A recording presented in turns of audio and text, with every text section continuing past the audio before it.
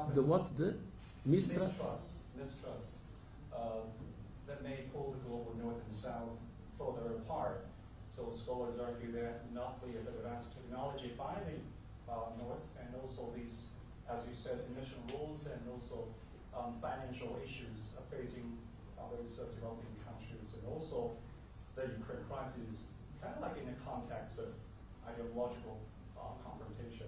So now we are expecting AU, of the African Union, to join G20 to add some voices from this pool. So how do you see the current multilateralism promising to unite the global North and South, and how UN continue to address the reforms as the G20 host is now advocating more, reforms of the multilateralism? One of the key aspects of what has been consistently my intervention in the recent past has been to say that facing enormous challenges in a world that is becoming more and more multipolar, we need a strengthened and reformed multilateralism.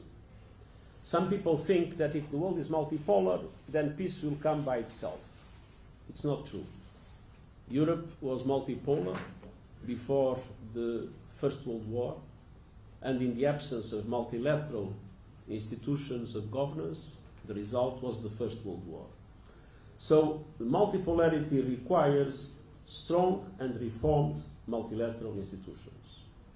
But when one looks at the Bretton Woods system, or when one looks at the Security Council of the United Nations, they do not reflect today's world. They reflect the world at the end of the Second World War, in 1945. Many things have changed. And let's not forget that when these institutions were created, the majority of African countries would not even exist as independent countries. They were still under colonial regimes. So it is clear that if we want multilateral institutions to work properly, we need to adapt their structure, their organization, their power relations within them. We need to adapt them to reflect the reality of today. And this is true for the Security Council, it's true for the Bretton Woods institution, it's true for institutions related to trade, to science, and to many other aspects. We need strengthened and reformed multilateralism to face the challenges of today.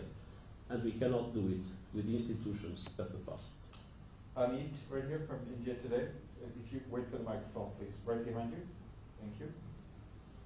Namaste, sir. I'm Amit Bhardwaj from India today. You yourself said that the UN Security Council is outdated, and considering the situation of the present, the way India is voicing the voice of the global South, do you think that number one, there is need to broaden the UN Security Council, and India is a strong contender to become part of the UN Security Council?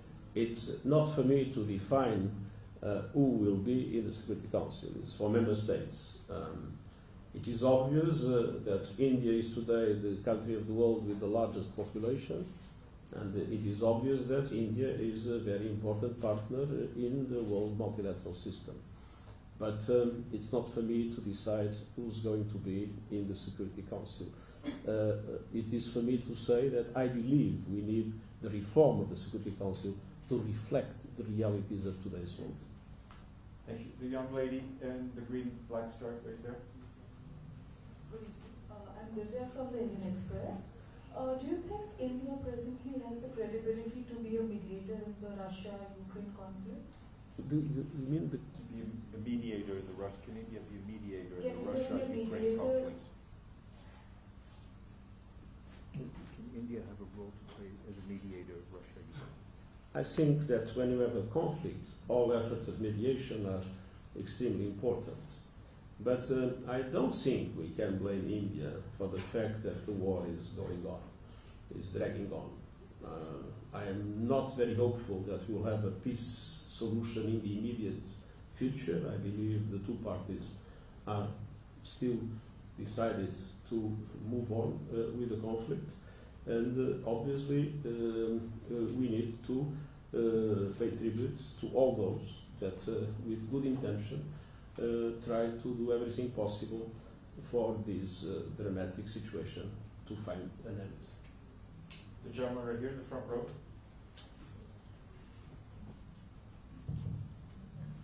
Secretary General, I'm Amritpal Singh from DD India. You spoke about reform of multilateral institutions, saying they are institutions of the past and do not reflect the realities for the present. Is there now a need to put a timeline to the reform of these institutions?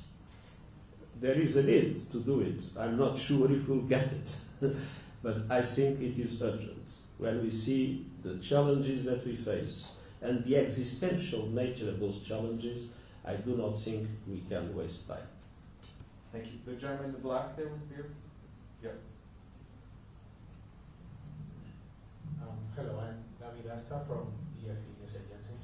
I wanted to From, ask sorry? FA News Agency, the Spanish news agency. The Spanish news agency. Ah, F.A. Yes. You can speak in Spanish if you want. I know anything about that. What will be your message for the Global South when you go to Cuba for G77? Well, my message is very clear. I think it is very important that the countries, the developing countries, fight in order to make sure that we reach the transformations that are needed in international systems to create the conditions for them to face the challenges and to be able to regain momentum in their development. And they need international solidarity and they need justice in international relations for that.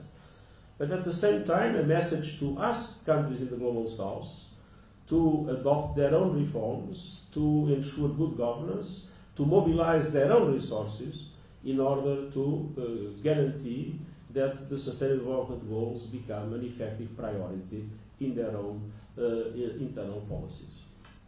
Gentleman in the back in the blue blazer. Thank you, Secretary General. This is Reza from the Hindustan Times. My question is, you flagged two very important issues, climate and SDGs, and that has been discussed a lot at the G20 meetings that we've had throughout the year. But also we've seen that the Ukraine issue is one of the things that has come in the way of a joint declaration. Is it because of the dysfunctionality of the UN that bodies like G20 are being asked to do more to handle conflicts like the Ukraine war? Well, it's easy to blame the UN for what the member states do. But it was not the UN that invaded Ukraine, it was not the UN that created the conditions for this conflict. So let's make things clear. The responsibilities of member states must be assumed by member states, and let's not make the UN the scapegoat of the failures or of the negative actions that are committed by member states. Thank you. Last question, gentleman in the white here. Thank you, Secretary General. Shashank Mattu with the Mint. So you've called for a stimulus program of about $500 billion in additional spending for developing countries. Are you optimistic that in this G20 or in the coming years, the developed countries will be able to mobilize that kind of funding for developing countries? You've led a Western European country yourself. Do you think there's any possibility of that happening? First of all, before being optimistic or pessimistic, using an expression that I use many times of Jean Monnet, I am determined. And first, it is possible to do it, and it's necessary to do it. Just to demonstrate how possible it is. If the special drawing rights that were distributed, as you know, according to the quotas, and so developed countries benefited much more than developing countries.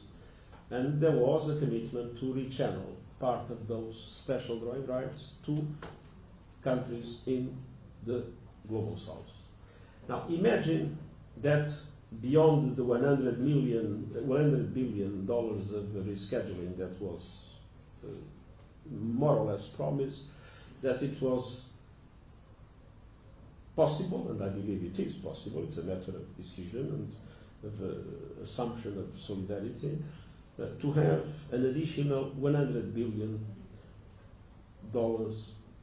put at the disposal of developing countries, and imagine that you use the multilateral development banks to do so.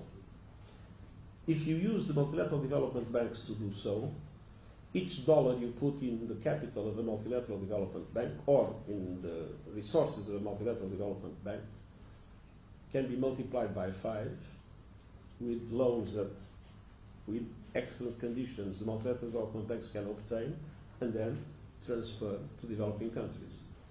5 times 100 billion is 500 billion. So this gives you an idea, and there are many other measures that we need to think about, how to mobilize the private finance through a new model and a new business model of multilateral development banks, giving more guarantees, being first risk takers, instead of just making their own loans. And that, again, brings private finance at reasonable cost to developing countries. We have been asking for capitalization of the multilateral development banks. Everybody today recognizes, and in a report that was presented to the G20, there is a clear recognition of that need. Again, it's a multiplying effect. So there are many ways to get it. It's a matter of political will. And we need to make sure that political will follows the needs that humanity has in a very dramatic moment, like the moment we are living together. On that note, thank you very much. Thank you. Have a good evening. Thank you very much.